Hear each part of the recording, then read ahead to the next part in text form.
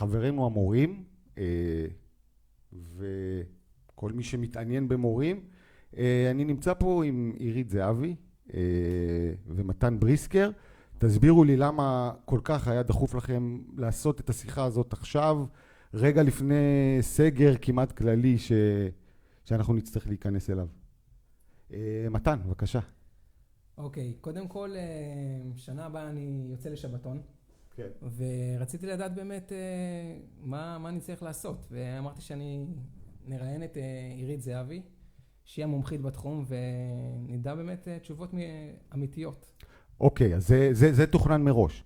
אבל למה כל כך היה דחוף בכל זאת לקיים את זה, ולא לדחות את זה בינתיים? אוקיי, כשאנחנו נמצאים במצב משברי, עם נטייה להיכנס לפאניקה, ואנחנו צריכים לקבל החלטות למרות המשבר, לגבי עתידנו המקצועי, בתאריכים מאוד ספציפיים של השנה, כמו ה-31 במרץ לבקשת פרישה מוקדמת, שבתון, חל"ת וכדומה, אנחנו צריכים לעצור, לעשות חישוב מסלול מחדש, ולקבל החלטות יחסית מהירות, כאשר אנחנו מאוד משתדלים לא לקבל החלטות נמהרות, פזיזות, שיכולות לעלות לנו אחר כך בקריירה, בכסף רב. רגע, אבל 31 למרץ זה עוד 4 ימים. עוד תוך 4 ימים צריך לקבל את ההחלטות האלה? טוב, אנחנו תכף ניכנס לאיזה החלטות כאלה צריך לקבל. אז זו את אומרת שהדחיפות. אוקיי, אז ככה, יש לנו עירית זהבי. את רוצה להציג את עצמך? את יועצת פיננסית בחירה בכל תחום... סליחה. מתן יועץ פיננסי. את יועצת למגזר הציבורי באופן כללי, למורים בפרט, תחום ההוראה קרוב אלייך. תחום ההוראה קרוב אליי, כי הייתי הרבה מאוד שנים מורים ופעילה מאוד בארגון המורים העל יסודיים הרבה שנים. מזה 23 שנים אני בעלת משרד פרטי לייעוץ לכל עובדי המגזר הציבורי, אבל בעיקר למורים, בכל תחום שקשור בתנאי העסקה שלהם, בפרישה שלהם, בזכויות הסוציאליות שלהם, ועוד כהנה וכהנה. אוקיי, אז מתן, אתה יועץ פיננסי. מתכנן פיננסי. מתכנן פיננסי, אבל אתה קודם כל מורה לחינוך גופני. נכון. ספר לנו קצת. טוב, אז קוראים לי מתן בריסקר, אני מנהל את הקהילה הכסף של המורים תכנון פיננסי. בגלל ששנה הבאה אני יוצא לשבתון, החלטתי פשוט לדבר עם האוטוריטה בתחום, עם עירית זהבי. אני בן 31, נשוי, יש לי תינוק קטן עכשיו, לומד תכנון פיננסי ב-BDO, ובראש ובראשונה אני מורה לחינוך גופני בתיכון אורט לוד. מעניין. אז אני הבנתי שדחוף לקבל החלטה, עד ה-31 במרץ. אם לצאת לשבתון בשנה הבאה או לא לצאת לשבתון. כל בקשה שאנחנו מגישים לגבי חופשה ללא תשלום, ושבתון במסגרת זה גם חופשה ללא תשלום, כל הודעה בדבר חזרה מחופשה ללא תשלום, השתלבות מחדש במערכת, פרישה לפנסיה מוקדמת, כל אלה צריכים לבקש בדרך כלל עד ה-31 במרץ, שבתון וחל"ת בוודאות. למעשה את אומרת כל החלטה פיננסית בעצם, כמעט, שיש לה השלכות פיננסיות משמעותיות, תעסוקתיות ופיננסיות בדרך כלל דר בכפיפה אחת. אבל מורים רגילים עכשיו בתעסוקה לא חושבים על מושגים של כסף ופיננסים, זה קשה להם. כן, עכשיו אני רוצה אולי טיפה לחדד את זה. אתם מסבירים לי את המשמעות של הצורך בקבלת ההחלטות האלה עכשיו ובהקדם האפשרי, וזה החלטות הרות גורל. מצד אחד יש איזשהו חוסר ודאות היום, במיוחד בתקופת משבר הקורונה, וזו עוד סיבה שרצינו לדבר, זו הדחיפות. בעצם אי אפשר לדעת מה יהיה ב1 לספטמבר, כבר מדברים שאולי שנת הלימודים, קודם כל חופשת הפסח תתחבר עם חופשת החופש הגדול, ואחר כך ב1 לספטמבר עוד לא יודעים איך ובאיזה מתכונת יחזרו ללימודים. בכלל מערכת החינוך עוברת איזה שפל כזה, ונדבר על זה יותר מאוחר. ולכן בצומת הזה, למרות שאנחנו צריכים לקבל החלטה עד ה-31 במרץ, וקיבלנו כל מיני החלטות בדבר בקשות שאנחנו עומדים להגיש, יכול מאוד להיות שאנחנו צריכים לעצור ולהגיד, סליחה, אולי זה לא הזמן להגיש את הבקשה הזאת. אולי אנחנו בכל זאת נשאר במקום שבו אנחנו נמצאים, ולא נעשה שינויים דרסטיים, כי אולי זה יכול להיות נזק. מתן, מה אתה אומר? צריך להבין כל החלטה היא מאוד משמעותית. כאילו, אם לפני שבוע חשבתי שאני יוצא לשבתון ב100%, אז היום אני חושב, יכול להיות שזה טעות. יש הרבה דברים שאנחנו צריכים לקחת אותם בחשבון, גם לגבי ימי החופש שעכשיו הולכים להחזיר, איך זה ישפיע על שנה הבאה, מה קורה לאנשים שעכשיו נמצאים בשבתון. אנשים עכשיו עצרו את הלימודים שלהם, הם לא יודעים מה קורה איתם. אז נכון שאנחנו לא יכולים לעשות שום דבר לגבי המשבר, אבל מה שכן אנחנו יכולים לנצל את הזמן, והזמן הזה מאוד יקר, ועם הזמן הזה אני באופן אישי, וגם כאילו הייתי ממליץ לשאר חבריי, פשוט לנסות לייצר עוד מקורות הכנסה. אז מיד אנחנו גם ניכנס לעצות פרקטיות, עירית ומתן, איזה החלטות אולי יותר נכון לקבל היום, אם זה בכלל אפשרי, אם אתם תוכלו לייעץ לנו, לצופים, למאזינים בעניין הזה, אבל רציתי לשאול אותך מתן, מה לך ולתחום התכנון הפיננסי? הרי אתה למדת חינוך גופני, אני יודע, עכשיו לא סתם אני שואל אותך, כי זה קצת התחבר חיבור אישי איתי, שלי, עם ההורים שלי, שגם אבא שלי נורא מזכיר לי המסלול שאתה מדבר עליו, כיוון קצת אחר. אז איך הגעת לתכנון פיננסי? בעצם מלהיות מורה לחינוך גופני, צעיר. הכל התחיל כשהתחתנתי, ורציתי לקנות דירה בנס ציונה, זה היה החלום שלי. והלכתי לאיזה סדנה של בחור בשם איתן קראוס, משכנתא בכיכר, ומה שרציתי זה פשוט לקנות בית. וכשהבנתי בסדנה הזאת כמה אני לא מבין, אז החלטתי ללמוד ייעוץ משכנתאות. ולאט לאט אני הבנתי שאני ממש אוהב את התחום הפיננסי, והתחלתי לקרוא מלא ספרים, והתחלתי כל הזמן להיפגש עם חברים. וממש בחדר מורים אנשים היו מראים לי תלושי שכר, וזה התחיל הכל משם. פשוט ראיתי שכל הזמן עובדים עלינו, וכל הזמן יש שם טעויות, וכל הזמן, ואנשים לא יודעים מה זה קרן פנסיה וקרן השתלמות, ומתבלבלים בכל דבר.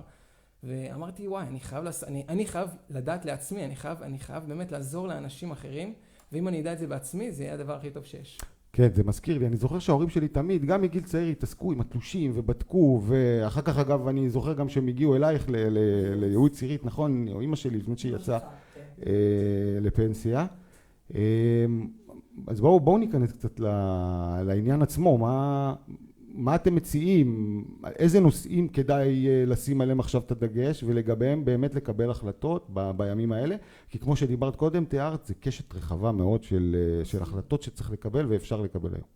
אז קודם כל צריך, כל מי שחשב למשל למשוך כספים מקרן ההשתלמות במקום לצאת לשבתון, כדי למנף את הכסף הזה לצרכים אחרים, זה בדיוק הזמן שלא הייתי ממליצה לאף אחד למשוך כספים, כי יש ירידה בבורסה והכסף כנראה יתאושש בשלב כלשהו, ולכן הייתי מקפיאה את ההליכים וחושבת על אופציה אחרת, כמו למשל לקחת הלוואה כנגד כסף שנמצא בקרן ההשתלמות. אם הגשתי בקשה לפרישה מוקדמת ואכן אישרו לי אותה, אני צריכה לדעת שאני יכולה עדיין למשוך את הבקשה שלי גם אחרי שאישרו לי לפרוש, כי החלטתי שזה לא הזמן הנכון לפרוש, כי אני צריכה להמשיך להישאר במערכת.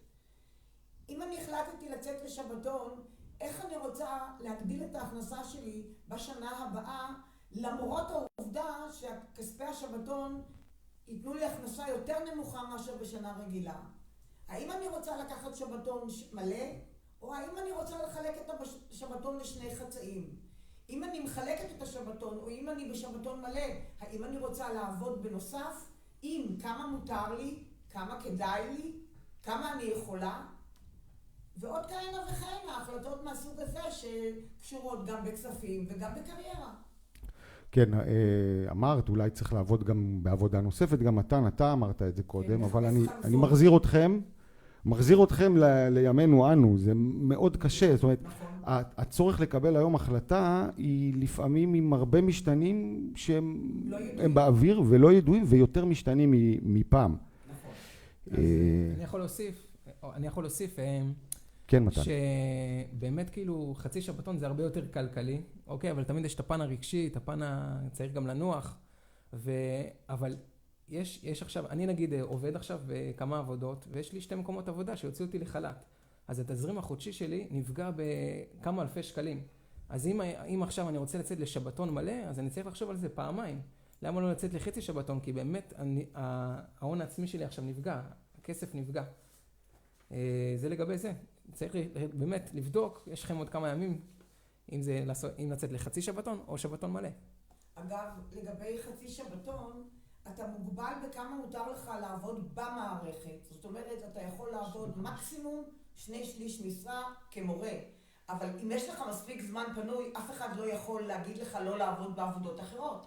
אז זה הזמן לממש אפשרויות אחרות, לבדוק את השוק, לראות אם יש לך מה להציע בשוק, למקרה שתרצה אחר כך לממש את זה בדרך אחרת.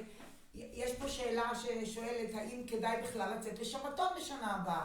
עכשיו, אתה אמרת, אנחנו רוצים לנוח, אנחנו צריכים למצוא דרך לקדם את עצמנו, אבל יש אנשים אחרים שאומרים, אם אני אצא לשבתון למשל, ובשנה הבאה יהיה סגר, ולא יחזרו לי לימודים כמו שצריך, אני אולי לא אוכל למקסם את הזכויות שלי בשנת שבתון, כי אני לא אצליח ללמוד את מה שאני רוצה ללמוד. מתן? עוד פעם, אנחנו מדברים קצת באוויר. כן. אוקיי? אני מניח שגם התשובות לשאלות האלה תמונות בשנות הוותק. במידה ויש, במה עוד? באיזה עוד משתנים ההחלטות האלה תלויות? כי הרי אי אפשר לתת פה עצות, תקבלו החלטה כזו או אחרת, הרי כל אחד צריך לקבל החלטה לעצמו, כי כל אחד נמצא עם נתונים שונים, אבל אני רוצה, יש נתונים שכן אפשר להתייחס אליהם, כמו ותק למשל, כמו תפקיד, זה משהו שבידיעתכם. טוב, קודם כל זה מאוד אינדיבידואלי, אוקיי? זה מאוד אינדיבידואלי. אני נגיד בשנת השבתון שלי, יכול להיות שאני אעשה הסבה. יכול להיות שאני אעבוד במשהו אחר, וזו הזדמנות שלי. ואתה זוכר שאתה חייב לחזור אחר כך 3 שנים. למערכת ל3 שנים? נכון, אז אפשר לקצר רגע, אני רוצה להתעכב על ההערה הזאת, כי היא חשובה. עירית? שיוצא לשבתון חייב לחזור לעבודה ל3 שנים, אלא אם כן הוא יוצא לפנסיה ואז הוא לא מוגבל. יחד עם זה, אני עוסקת בתחום הזה יותר מ30 שנה, ועוד לא ראיתי מורה אחד שעשו לו בעיות אם לא לחזור למערכת. זאת אומרת, אם הוא החליט לא לחזור למערכת, אף אחד לא כפה עליו. זאת אומרת, המערכת עודדה את זה. זה כתוב בתקנות, אבל אף אחד לא ממש אוכף את זה. אני בכל אופן לא נתקלתי באף מקרה שאכפו את זה. גם אנחנו חייבים להתייחס למענק, אוקיי? בגלל ששנה הבאה אני יוצא לשבתון, אז אני באמת הקפדתי שאני אהיה 100% משרה, כי זה מאוד מאוד משמעותי לחישוב בשבתון עצמו. נכון. בשבתון אנחנו מקבלים 66% מהשכר שלנו כמענק חודשי. פטור ממס כמובן, אבל אנחנו מקבלים את זה על פי היקף המשרה הממוצע שלנו. זאת אומרת, 66% מ-100% משרה זה הרבה יותר מ-66% מ-70% משרה למשל. לגבי דרך אגב חצי שבתון, בשביל חצי שבתון אני חייב שיהיה לי לפחות היקף משרה של 70%. פחות מ-70% אי אפשר לחלק לשניים. אז גם את זה צריך לדעת בטרם מקבלים את ההחלטה. ועוד דבר שכתבתי עליו באתר, שבעוז לתמורה, ברגע שיוצאים לשבתון, אפשר לעשות כמה גמולים שאפשר. אוקיי, כל גמול שווה 112 שעות, שזה שווה 1.2% מהשכר המשולב. זה הרבה מאוד כסף. מה שאני תכננתי לעשות עכשיו בשבתון, זה פשוט לעשות את כל הגמולים, כדי שכשאני אחזור מהשבתון, אני פשוט יגיע לתקרת שכר שלי. אבל אתה מקבל שכר של 13,700 שקל כשכר לימוד אוניברסיטאי. עם זה אתה יכול ללמוד מקסימום 4 גמולים. זאת אומרת שאם אתה רוצה להשלים יותר מ4 גמולים, אתה צריך לעשות את זה מהכסף שלך. אז ההמלצה שלי, תיקח את הקורסים הכי זולים שאתה יכול על חשבונך, תממן לבד, ואת כל הקורסים היותר יקרים, תיקח על חשבון הקרן. אנחנו זורמים כבר ממש לעומקם של דברים. זה יצא ששווה הרבה מאוד כסף, ההצעה הזאת. אגב, מתן, בכמה אתה? אני בן 31. בן 31. אתה נראה כמו ילד בן 15. תגיד לי גם. אני חייב לשאול אתכם שאלה, היא לא קשורה לתחום הפיננסי, בוודאי להיותכם מורים. בתור מורה צעיר, איך אתה חווה היום את העבודה עם הילדים? זה נראה לי משהו מאוד מאתגר. אני תמיד טוען שהעבודה האמיתית היא פחות מול התלמידים, זה יותר מול המערכת. תלמידים אומרים שכל דור זה נהיה יותר קשה, אבל זה לא בהכרח. אפילו שיש את הפלאפונים, את הסמארטפונים, שזה באמת העידן הטכנולוגי הרבה יותר קשה ללמד, אבל עדיין אפשר לגעת, אפשר להגיע לילדים. זה עדיין אתה מרגיש את המימוש העצמי, אתה מרגיש את הסיפוק. פשוט המערכת היא ישנה, המערכת לפעמים לא רלוונטית לתלמידים. נגיד, אני מנסה באמת להכניס חינוך פיננסי למערכת, וזה מאוד קשה, כי אנשים לא רואים את החשיבות של חינוך פיננסי. ובעיקר אני מלמד בתיכון אורט לוד, ואני חושב שהילדים שם זה must, אוקיי, must, הם באמת חייבים ללמוד את זה ולדעת את זה, כי זה הלכה למעשה, זה האוניברסיטה של החיים. התלמיד הראשון שקיבל פיצויים ממקדונלדס, על זה כשהוא הלך לצבא, היה תלמיד שלי, כי אני לימדתי אותם, מה עושים כדי לקבל פיצויים כשמתגייסים לצבא. אז לימדתי אותם שהם צריכים לעבוד שנה, שאם הם רוצים לקחת חופשה, שיקחו את החופשה קודם ויחזרו לעבודה ואז ילכו לצבא, ופתאום כל התלמידים שלי קיבלו פיצויים.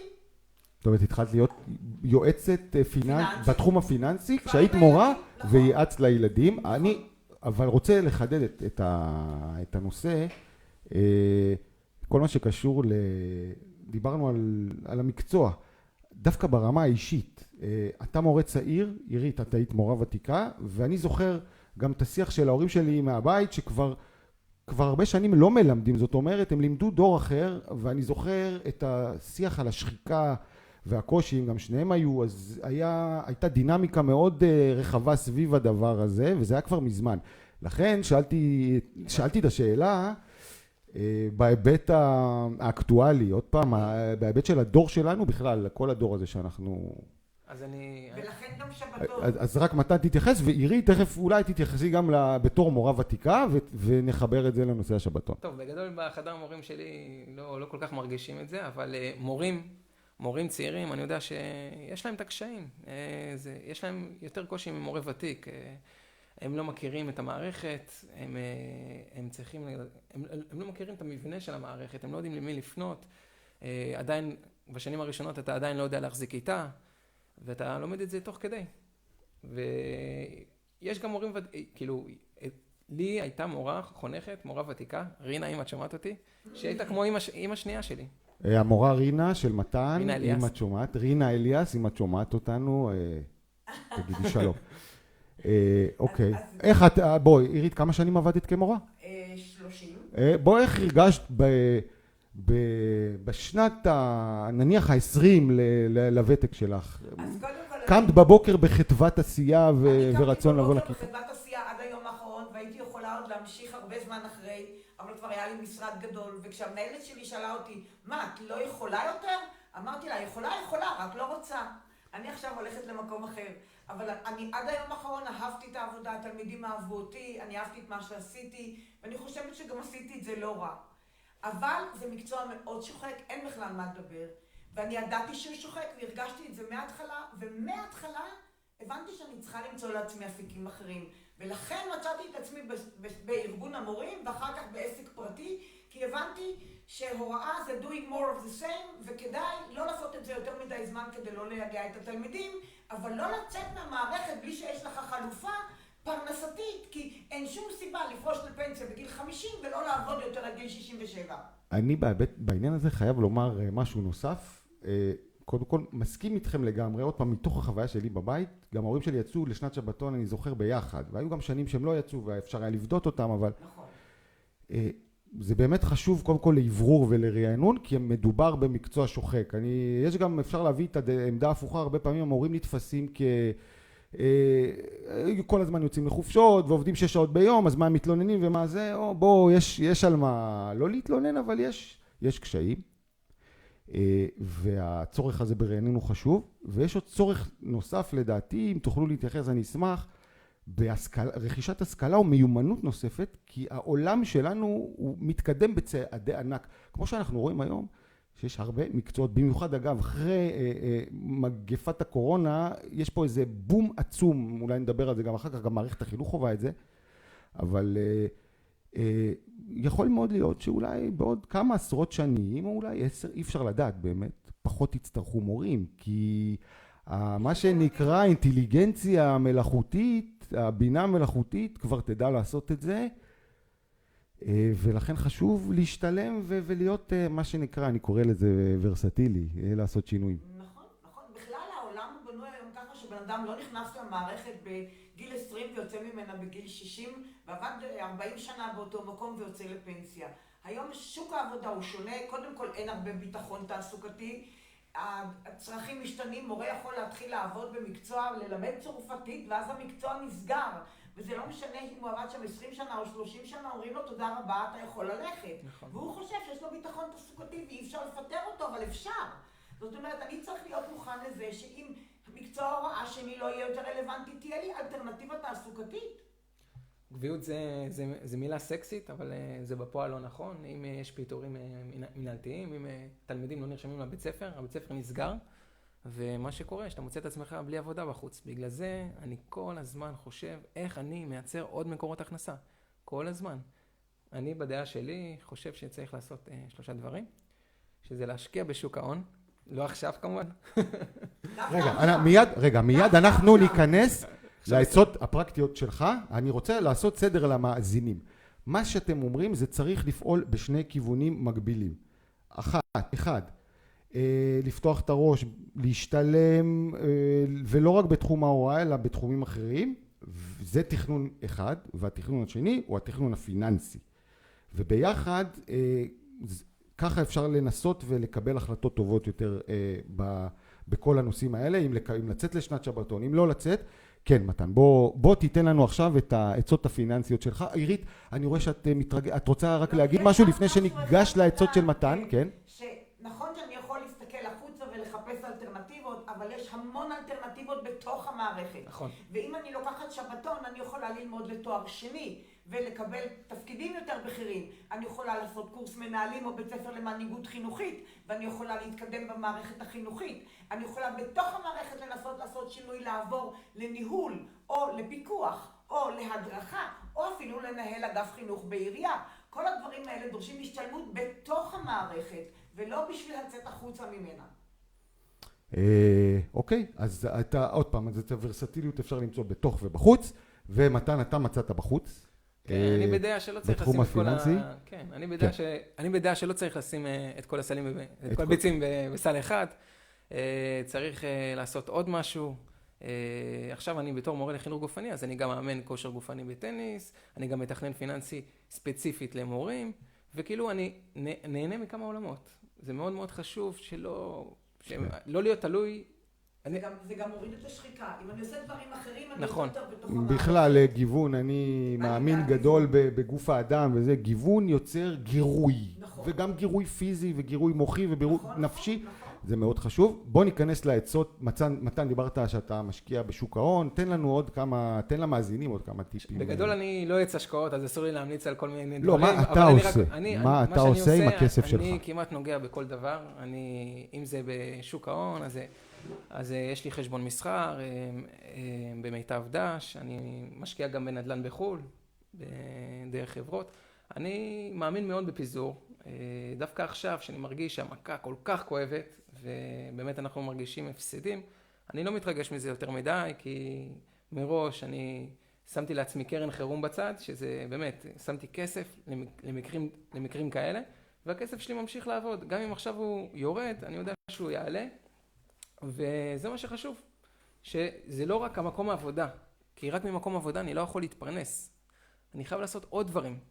אני חייב עוד מקורות הכנסה, וגם עכשיו מכל השוק שיוצא לחל"ת, ויש כאלו שבאמת לא מקבלים את כל הסכום שלהם, הם צריכים עכשיו לעשות ריסטארט ולחשוב מחדש איך אתם מכניסים כסף, ולא רק ממקום העבודה, כי מחר הבוס או משבר הקורונה תיאלץ לפטר אתכם. אני רוצה פה ברשותכם לענות... שנייה, אני רק אתייחס אנחנו לא ניכנס עדיין לשאלות, אנחנו ניכנס לשאלות קצת יותר מאוחר. לא, אני רק... שאלות שקשורות למשהו שאמרנו. אז אנחנו ניגע בזה, אנחנו ניגע בכל הנושאים.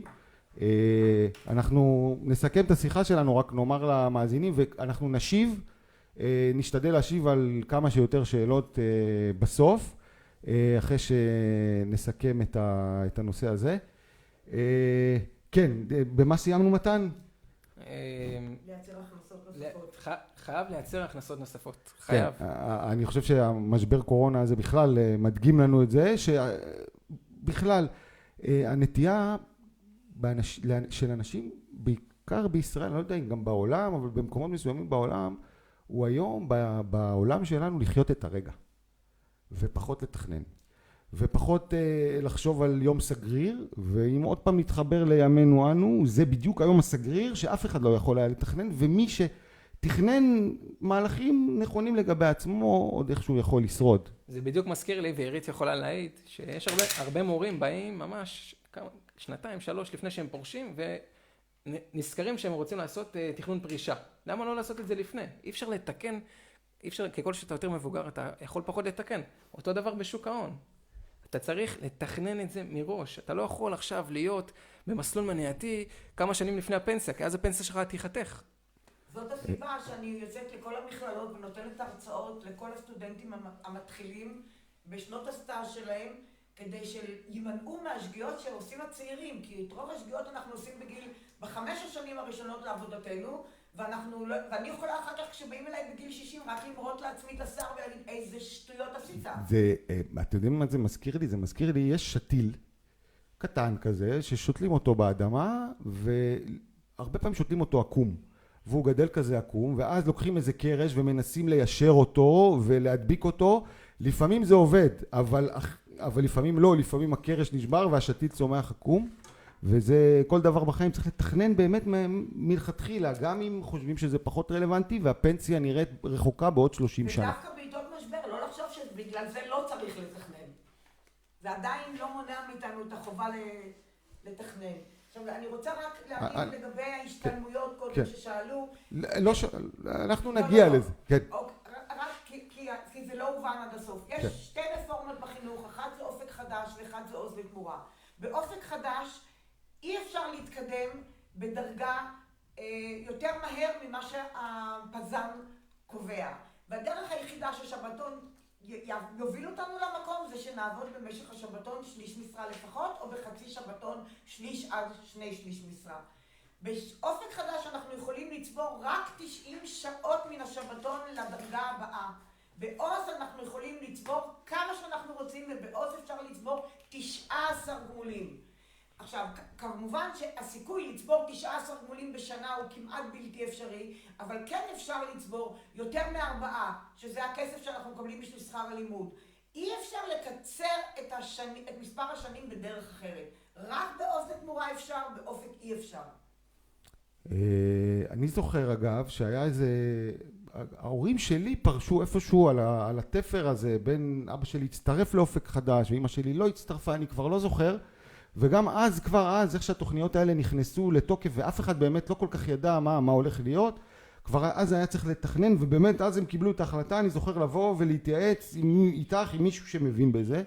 אני חושב שהם לא מצטערים על זה, זאת אומרת, הם כבר פרשו לפני אמא שלי 7-8 שנים, שרק יהיו בריאים, בוא נאמר ככה, בימים אלה. אנחנו עוד מעט נגיע לשלב השאלות, אבל אני חייב לשאול אתכם שאלה כללית לגבי מערכת החינוך. מתן אמר משהו, כשהוא דיבר על שחיקה, הוא דווקא האשים את המערכת, לא את הילדים או את ההורים. לא, סליחה, לא האשים, אבל הוא הזכיר שהמערכת בהרבה פעמים מיושנת. בואו, אתם רוצים להתייחס לזה קצת? מה לדעתכם אולי צריך להיות? אני רואה את המורים מהצד השני, אני רואה אותם מתי הם מגיעים שחוקים. הדבר שאותי הכי מדהים זה המנהלים דווקא. בעבר מנהלים היו מנהלים בית ספר 25 שנים, 30 שנה. היו יושבים על הכיסא ולא זזים. היום הם באים אחרי 8 שנים ואומרים, אני לא יכול יותר, אני יום אחד לא יכול להישאר יותר. ההורים והמערכת והילדים והמורים, אי אפשר, המערכת כל כך תובענית, היא שוברת אותנו. ויותר ויותר מנהלים עוזבים את המערכת, אין מנהלים, אף אחד לא רוצה להיות מנהל. זה יותר גרוע מאשר מורים. המורים נשחקים פחות היום מהמנהלים, בעבר המורים נשחקו הרבה יותר, המנהלים לא. אז זה גם כן אחד מהשינויים שקורים במערכת. אוקיי, אבל את מתארת תוצאה. השאלה, לאן המערכת הזאת לדעתכם צריכה, אולי מתן, אתה בתור מורה צעיר שבאמת רואה מבין היום את העולם, אתה בחור חכם, מבין שצריך לתכנן, מבין את עולם הטכנולוגיה, וגם מורה צעיר שנתקל במערכת, סליחה, אני מרשה לעצמי להתבטא ככה, כי אני מסתכל מהצד, ארכאית לעייפה. המערכת באמת צריכה להתאים את עצמה. נגיד, סתם אני אתן לכם דוגמה. מחר יש לנו וובינר בקבוצה שבאמת מלמדים על זום ועל כל מיני כלים שכל בעל עסק יכול לעשות את זה. והלמידה מרחוק. עכשיו, הביקוש בקבוצה, באמת פעם ראשונה שאנחנו עושים את הלמידה מרחוק, אתה רואה כמה מורים צריכים את זה, כמה מורים צריכים את הדבר הזה. המשבר הוא באמת נותן לנו הזדמנות להסתגל אל החיים שאנחנו באמת כאילו צריכים. כל הכלים הטכנולוגיים האלו זה משהו must, זה משהו שחייב, אי אפשר לברוח מזה. חייבים. בגלל זה משבר יכול להיות גם דבר. לגמרי, משבר, מתוך משברים צומחים, משבר זה סוג של תיקון. התחלתי לעבוד עם וואטסאפ, אני עובדת בפגישות וואטסאפ, במקום שאנשים יבואו הנה. אני אגיד לכם, כמו שאני רואה את זה, המשבר הזה באמת מאיץ כל כך תהליכים, לא רק במשרד החינוך, בכלל במשרדים ממשלתיים אחרים. תראו, גם משרד הבריאות וקופות חולים, פתאום אנשים מבוגרים יודעים להתחבר לאפליקציה ולהיבדק מרחוק. זה יחסוך גם למערכת החינוך בעתיד, אם יתנהלו עם זה נכון ואם יטמיעו את זה. כרגע זה בבת אחת וזה נורא קשה וגם יש תקלות, אבל אם לאט לאט יטמיעו את זה, יכולים לחסוך במבנים ובשעות הוראה, ולתת אפילו לתלמידים תחבורה ופקקים, ויכולים לתת לתלמידים אפילו יותר תשומת לב. זאת אומרת, על 30 תלמידים יכולים להיות אפילו 3 מורים. למה? כי מורה גם יעבוד פחות שעות, כי יחסכו כסף על מבנים ועל תשתיות ועל כל הדברים האלה. בעיות המשמעת יהיו פחות ופחות בעיות משמעת ופחות שחיקה למורים. אם זה תחזית אוטופית שלדעתי לשם המערכת צריכה ללכת, המשבר הזה נתן לה איזשהו תאוצה רצינית. הנכד שלי אמר שהוא מעדיף ללמוד בלמידה מרחוק, כי אף אחד לא מפריע לו והוא יכול להתקדם בקצב שלו. אני לא מכיר ילד שלא יגיד את זה, שהוא מעדיף למידה מרחוק מאשר ללכת לבית ספר. לא, יש ילדים שנורא רוצים ללכת לבית ספר. המטרה המרכזית של בית ספר זה חברות. אבל אנחנו היום נמצאים בעולם שהחברות מושגת באמצעים אחרים. אני מסכים שיש איזה ניכור שגם פה משבר הקורונה קצת מקרב. נכון. כן, מתן, מה דעתך? על מה? על המשבר הזה. על המערכת בכלל. איך לדעתך? בוא, אתה תהיה מורה, נניח, לא בטוח, אתה עושה שינויים, אבל בוא נניח שבעוד 20 שנה אתה תהיה במערכת, איך היית רוצה שהיא תיראה? קודם כל, אני רוצה שיהיה תכנון פיננסי במערכת. במערכת. או לפחות מה ישתפר? שילמדו תכנון פיננסי במערכת, ולא רק ב-30% מהבתי ספר, ושנתחיל בתכלס, לא צריך כלכלת בית, צריך תכלס, השקעות, חוץ מכלכלת בית שזה מאוד מאוד חשוב. לפני השקעות שידעו כמה כסף יש להם בחשבון.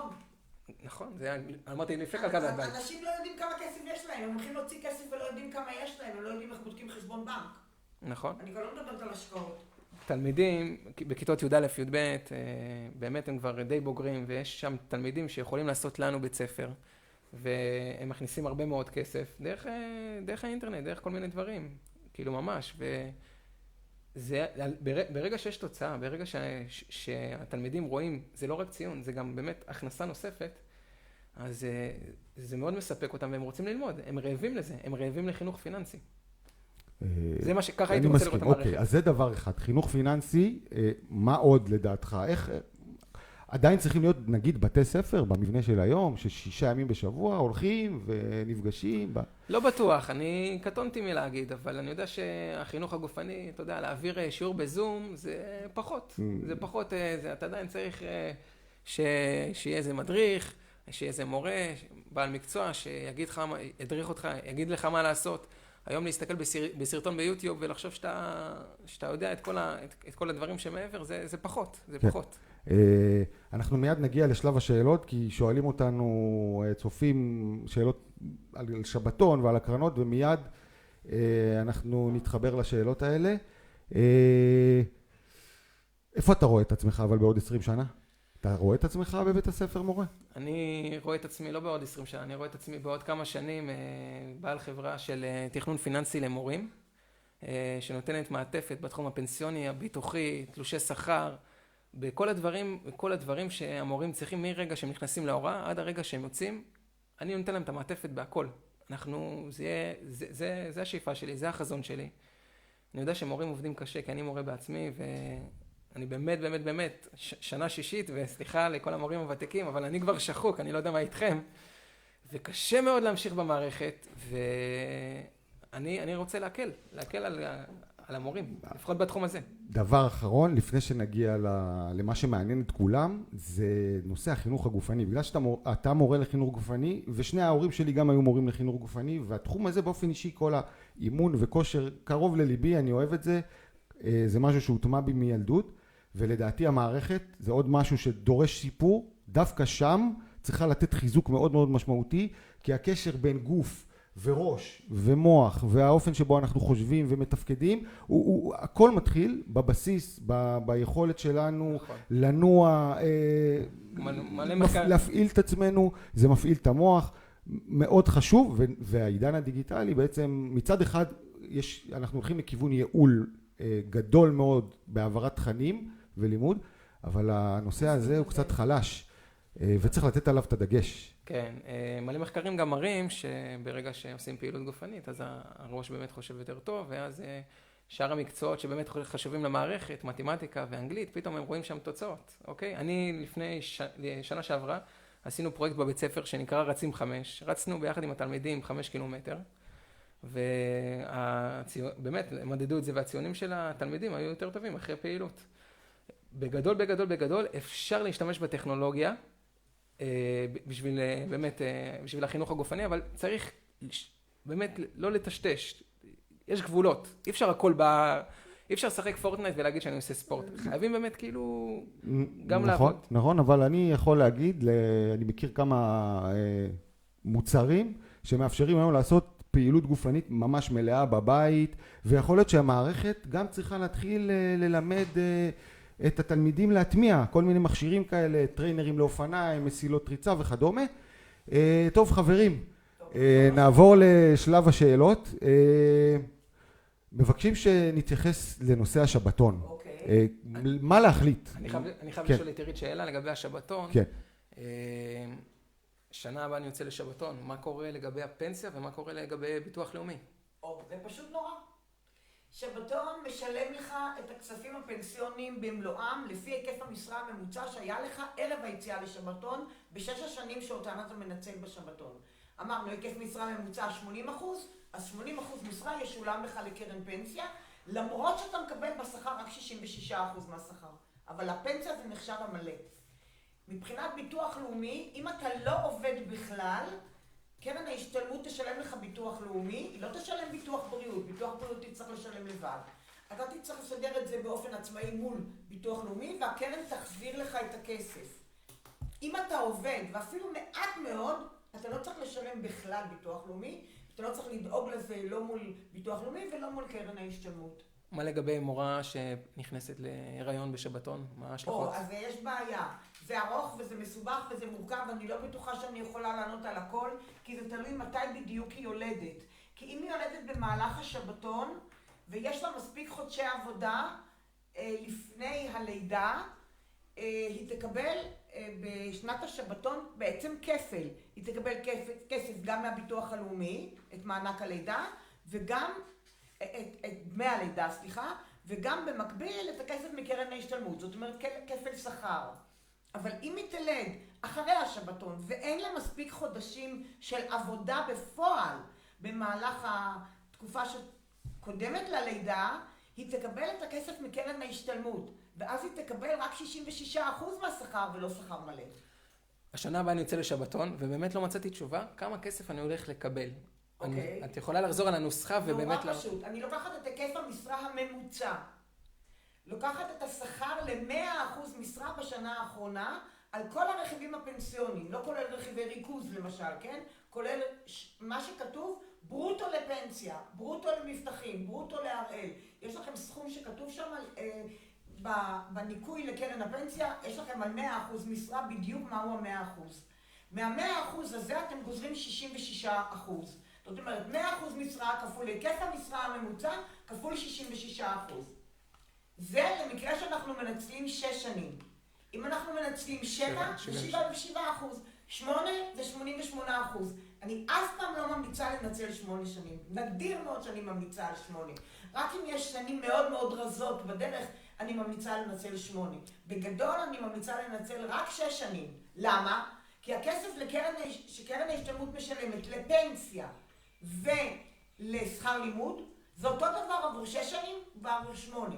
לצורך העניין, אם עבדתי 24 שנים, אני יכול להיות 4 פעמים בשבתון לפי 6 שנים, או 3 פעמים לפי 8 שנים.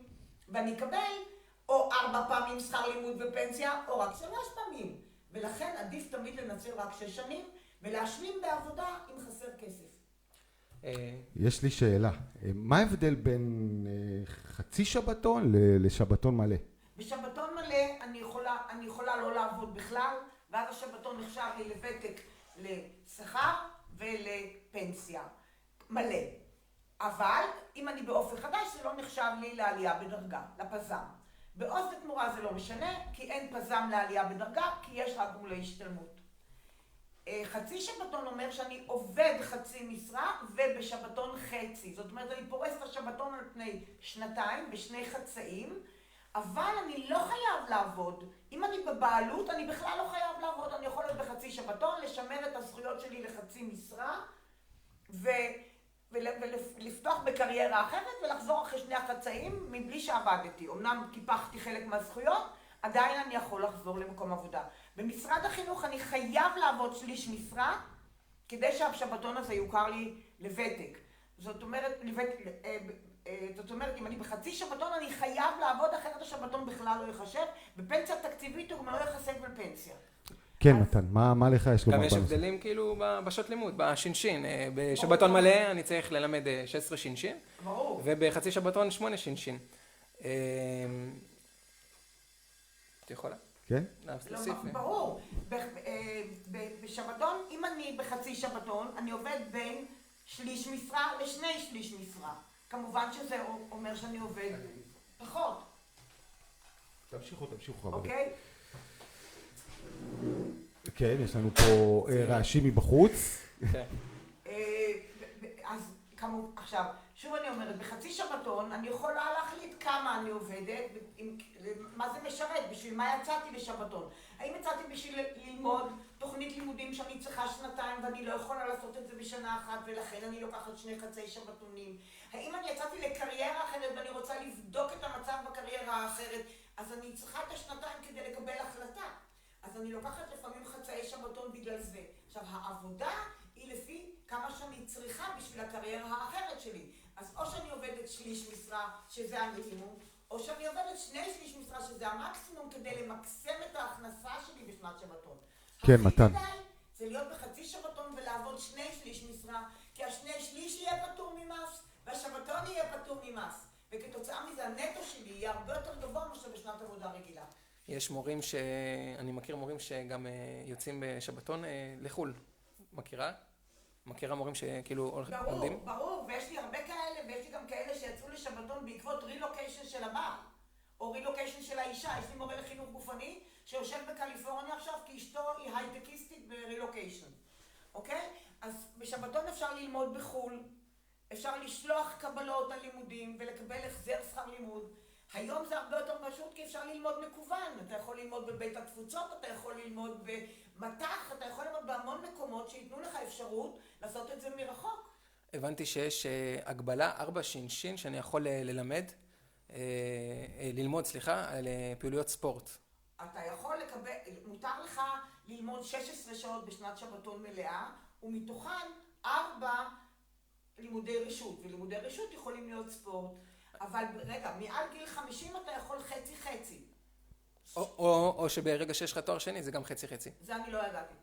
למדתי. הנה, תתרום לנו, גם מתן תורם לנו, כן. ברור, אבל אם אתה מעל גיל 50 אתה יכול על ה-16 שעות לעשות חצי. קודם כל אתה לא חייב ללמוד 16. אתה חייב, מותר לך 16, אתה חייב 12. לגבי הדבר הזה, שמורים אומרים לי אני לא חייב, לפי דעתי זה בזבוז כסף. נכון, בוודאי, כי אין החזרים. הקרן לא מחזירה הרי כסף. לא. אז למה לא? יש איזו שיטת נוסחה שהיא בלתי אפשרית, שקראתי אותה, למדתי אותה, הבנתי שאף אחד לא מקבל בחזרה כסף. אני לא ראיתי מישהו שמקבל כסף בחזרה על כסף שהוא לא ניצל בשנת השבתון. שורה תחתונה, גם אם אנחנו רוצים לנוח, עדיין שווה לעשות את כל השעות שינשין שנותנים לנו, זה כסף שלנו. כל נקודת שינשין, כמה היא שווה? תחייל את 13,700 ל-16. מה יותר כדאי, שבתון או למשוך את הכסף? כמובן שכדאי לצאת לשבתון ולא למשוך את הכסף ואת זה אני כל הזמן אומרת, ואנשים רבים איתי ומתווכחים איתי, ויש המון מתן ער לזה, כמה ויכוחים יש לנו בקבוצה. כן. יש חילוקי דעות. דוח מבקר המדינה של 2012, שאני הייתי שותפה לו, ועבדתי ביחד עם האנליסטים ועם הרואי חשבון והכלכלנים של מבקר המדינה, קובע מפורשות שמי שיוצא לשבתון ממומן על ידי מי שמושך את הכסף. זאת אומרת שמי שמשך את הכסף קיבל הרבה פחות ממה שהוא חסך, וזה שיצא לשבתון קיבל הרבה יותר ממה שהוא חסך. עד 40% יותר. אגב, רק זה גם קשור לקורונה, כאילו, על אחת כמה וכמה, אני לא, במיוחד בימים כאלה. אם אני אמשוך עכשיו כסף שנפל בבורסה, או אצא לשבתון לפי התקנון, לפי השכר האחרון שלי, ההבדל יהיה הרבה יותר גדול מה שבשנה רגילה, בוודאי.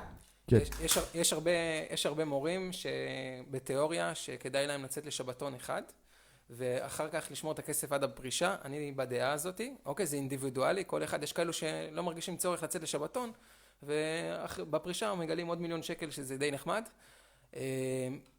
בגדול זה אינדיבידואלי, זה ממש אינדיבידואלי. יש כאלו שכל השנים נמצאים לא בהיקפי משרה כאלו גדולים, ואז הם לא מרגישים צורך לצאת לשבתון. יש גם אנשים שעובדים במשרות מלאות. יש לי חברה שעבדה 40 שנה באותו מקום, אפילו 44 לדעתי, לא יצאה אף פעם לשבתון, יצאה עם יותר מ$1,000,000 בקרן השתלמות, ולא הרגישה אף פעם צורך לצאת לשבתון. יש אנשים כאלה, זה בסדר. אנחנו שונים בגישה שלנו לחיים, בצרכים שלנו, ברמת הפינוק שלנו, וזה בסדר. כל אחד מחליט איך שהוא רוצה, אבל אני חושבת, דרך אגב, אדם שנכנס למערכת מאוחר, ורואה שתהיה לו פנסיה מאוד נמוכה, בגלל כל מיני סיבות, או שיש לו בן זוג שאין לו פנסיה, הדרך היחידה למקסם את הזכויות שלו בגיל הפרישה, זה לצבור המון כסף בקרן ההשתלמות ולא למשוך את הכסף אף פעם. הרבה פעמים עשיתי חישובים, כאילו מה כדאי לי לעשות? לצאת לשבתון או לא לצאת לשבתון? ראיתי, ממש השוויתי, מורה אופק מול מורה עוז לתמורה. והגעתי למסקנה שהשנה האחרונה זה אחד המרכיבים הכי חשובים בגלל המשכורת האחרונה שהיא קובעת, שהיא באמת היא חלק מהנוסחה. ויכול להיות שמורה שבאמת 5 שנים ראשונות היה בשליש משרה או חצי משרה, ובשנה האחרונה היה ב100% משרה, יכול להיות הוא זה שהרוויח יותר כסף ממורה ש5 שנים ראשונות עבד ב100% משרה, ובשנה השישית עבד בשליש משרה. סליחה, טעות. ההיקף הממוצע הוא זה שקובע, וזה לא משנה מתי זה היה, באיזה שנים זה היה. מה שקובע זה הרכיבים. זאת אומרת, אם הוא היה בשנה האחרונה מחנך, הוא יקבל לפי חינוך כיתה, למרות שהוא חינך רק שנה אחת. זה העניין. זאת אומרת, אני צריך מקסימום רכיבי שכר מחושבים. זאת אומרת, למשל, למדתי לתואר שני. אני אלמד לתואר שני, אני אקבל את התואר, אני אעבוד עוד שנה עם התואר השני, ואני אקבל את כל השבתון, את כל 6 שנים, לפי MA ולא לפי BA, למרות שחסכתי לפי BA ואני יוצא לפי MA. יש לי איזה גרף שעשיתי ביחד עם שי סלע, נעלה את זה אחרי זה לקבוצה ונדסקס על זה ונראה באמת כאילו אם זה... אבל זה בטוח טעות, אבל זה לא משנה, אני אראה לך את זה. דרך אגב, שאלה מתן או עירית, יש שאלה שעולה אם יש קורסים למורים לחינוך גופני, כי אין קורסים לא בעוז ולא באופק חדש. קודם כל, זה נכון? כל מה שנמצא במכללות שמכשירות עובדי הוראה לחינוך גופני כמו וינגייט, אפשר לעשות קורסים המוכרים. הבעיה היא שלא כל הקורסים של וינגייט מוכרים למורים רגילים, אלא רק למורים לחינוך גופני. למשל, אני למדתי בווינגייט במשך שנים, כל שנה, יום אחד בשבוע, והקורסים שהוכרו בהתחלה למורים רגילים, הפסיקו להיות מוכרים אחר כך. למשל, טניס מוכר רק למורים לחינוך גופני. אוקיי? ויש קורסים שמוכרים לכל המורים. בכל אופן, למורים רגילים, הקורסים של וינגייט יוכרו לגמול אישי למשל. צריך לזכור שבשעות רשות, ואני רואה ממש מרבית המורים, עושים פעילות גופנית. מספיק שאני נרשם לסטודיו, זה נחשב לי שעות שינשין, ברגע שיש לי מעקב על זה. צודק? נכון, סטודיו C, פילאטיס, חדרי כושר, הכל. כל עוד יש מעקב זה נחשב, וחבל לא לנצל את זה, כי כל נקודה שווה 400 ומשהו שקל. אם אני לא טועה. אני לא יכולה לעשות אותך מ-30 ל-700 לחלק ל-16. כמה? אולי אני יכול לעזור לך. 700 חלקי 6. 800 ומשהו. אני טוב במכפלות, פחות בלחלק. כן, יש איזה עוד נושא מאוד מאוד חשוב שאתם רוצים לדבר עליו, לציין אותו לפני שאנחנו נסיים עוד כמה דקות. אני חייב להגיד שאני כל הזמן רציתי לסיים את הלימודים כמה שיותר מהר, אז עשיתי תואר שני, כי אמרתי כל שנה שאין לי תואר שני, אני עובד יותר זמן ובשביל פחות כסף. זה נקרא תכנון פיננסי, עשיתי את התואר השני כמה שיותר מוקדם. עכשיו, גם בשבתון אני הולך ליהנות מזה. למה בשבתון שיש לי עכשיו, סך הכל אני צריך ללמוד 16 שינשין, אז 8 שינשין אני לוקח ומנצל את זה ללימודים שלי בתכנון הפיננסי. לימודי רשות, מנצל את זה. אז זה גם משהו שאתם צריכים לקחת בחשבון, מי שעוד לא יצא לשבתון, תעשו טובה, תעשו את זה בתואר השני, אל תחכו לשבתון. יש עוד דבר. משרד החינוך מממן לימודים לתואר שני למורים קבועים, וגם נותן או מענק שעות או החזר שכר לימוד. נכון. אז אני ממליצה לקחת, קודם כל ללמוד לתואר שני על חשבון משרד החינוך, ואחר כך לצאת לשבתון וללמוד מה שאני רוצה. נכון. כי גם, אני לא חייב, הקרן משלמת לימודים אחרת לגמרי, לפי מפתח שונה, מאשר משרד החינוך בהחזר שכר לימוד. נכון. אז זה אחד, באמת, זה טיפ שמאזינים, אם אתם שומעים אותנו, זה באמת טיפ ששווה הרבה מאוד כסף. תעשו את התואר השני לפני השבתון, למי שיש אפשרות. תראו, עירית ומתן, אני חייב להגיד לכם משהו. אני יושב פה מהצד ואני שומע אתכם מדברים בלהט ונכנסים פה לפרטים ועוד פרטים ועוד פרטים וחישובים ומספרים כאלה ואחרים, ואנחנו בסך הכל מדברים על נושא אחד שקשור במורים, וזה השבתון, וזה פשוט עולם ומלואו. איך בכלל אפשר לקבל החלטות? הרי דיברנו על זה בהתחלה, שזה הזמן לקבל החלטות. איך אפשר לקבל החלטות אם יש כל כך הרבה נתונים? יש פה איזה צורך בייעוץ. פה נכנס התחום של הייעוץ לתמונה, בדיוק.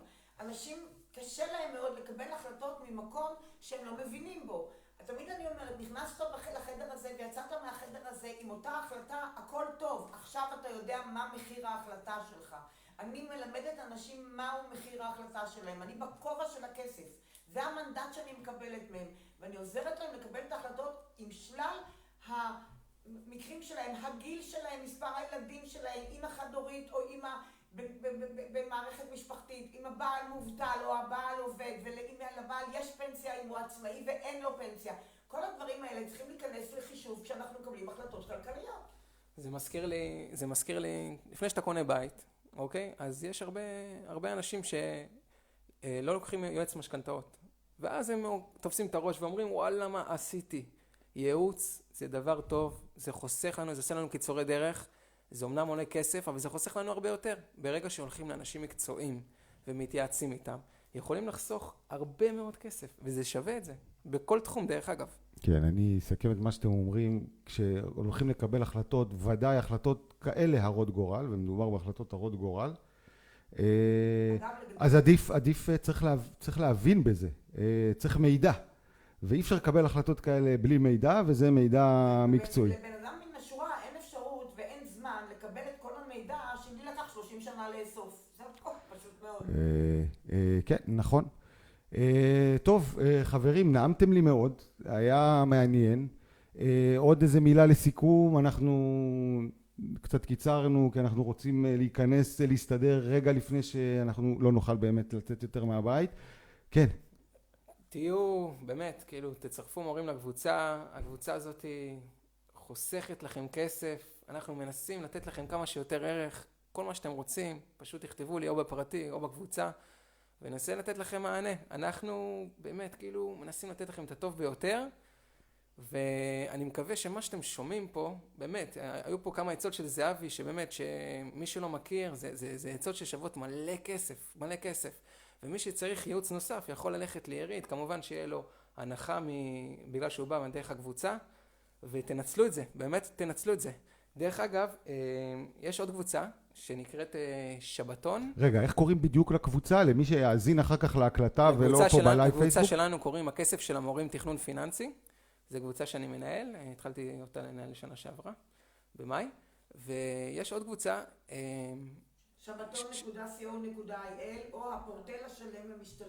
ויש את הקבוצה בפייסבוק של שבתון, של הגננות, שכדאי מאוד להצטרף, כי שם יש גם מידע חיוני. קודם כל אתם יכולים להמשיך לשאול שאלות בקבוצה ותקבלו מענה אם לא הספקתם לקבל את המענה היום.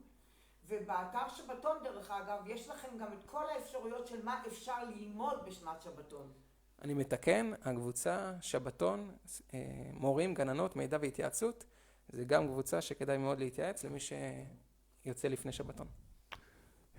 אוקיי, אני רק רוצה לסכם להגיד שבואו נשפור כולנו על עצמנו קודם כל, העיקר הבריאות, נשמע להוראות, כמו שמורה רוצה שתלמידיו יישמעו להוראותיו, אז ככה גם אנחנו קצת כאלה, הפכנו להיות מצומצמים וילדים כאלה שצריכים להישמע להוראות השלטון.